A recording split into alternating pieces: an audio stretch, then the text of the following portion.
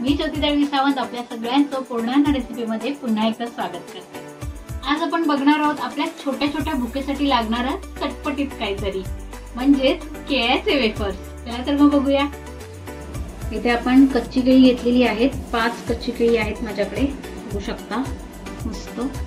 So आता यांना आपण सोलून घेणार आहोत। आधी इथे आपली केळी सोलून झालेली आहेत। आता एका छोट्या वाटीमध्ये मी पाणी घेतलेले आहे, त्याच्यामध्ये 1 चिमटी आपण हे टाकणार आहोत, हळद घातली आहे, एक चिमटीच घातली, जास्त नाही, थोडीशी।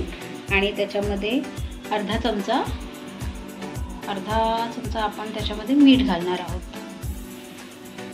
आता हे सगळं मस्त मिक्स करून घेऊया। आता केळी मस्तपैकी याच्यावर तुम्हाला हव्या त्या आकारामध्ये कट करून घ्या मस्तपैकी। आपण याच्यामध्ये बघा अशा छान गोल गोल चकत्या केलेल्या आहेत, त्याच्या कट करून घेतलेले आहे। पण जर तुमच्याकडे ते म्हणजे किसायचं असं भांडं नसेल किंवा दुसरं काही नसेल तर मग तुम्ही सुरीने सुद्धा करू शकता। फक्त तुम्हाला हवेत त्या आकारात जर गोलमध्ये हवे असतील तर गोल चकत्या अशा बारीक बारीक छान पातळमध्ये कट करून घ्यायच्या मस्तपैकी। आणि जर अशा गोल नको असतील तर बाहेर तसे लांब लांब असे मोठे मोठे वेफर्स मिळतात ना, ते असे लांब लांब कट करून त्याचे दोन पीस करून सुद्धा तुम्ही घेऊ शकता। खूप इकडे आपलं तेल छान गरम झालेलं आहे। आता ह्याच्यामध्ये आपण जे केळी कट करून घेतली आहेत ती आपण सोडूया।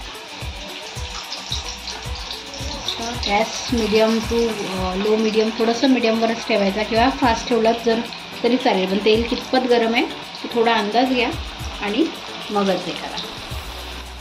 आता यामध्ये आपण जे हळद मिठाचं पाणी केलं होतं ना, त्याचा 1 चमचा पाणी आपण यामध्ये सोडणार आहोत। तो पाणी सोडतोय तेलात तर जरा जपून आणि लांब राहून करा।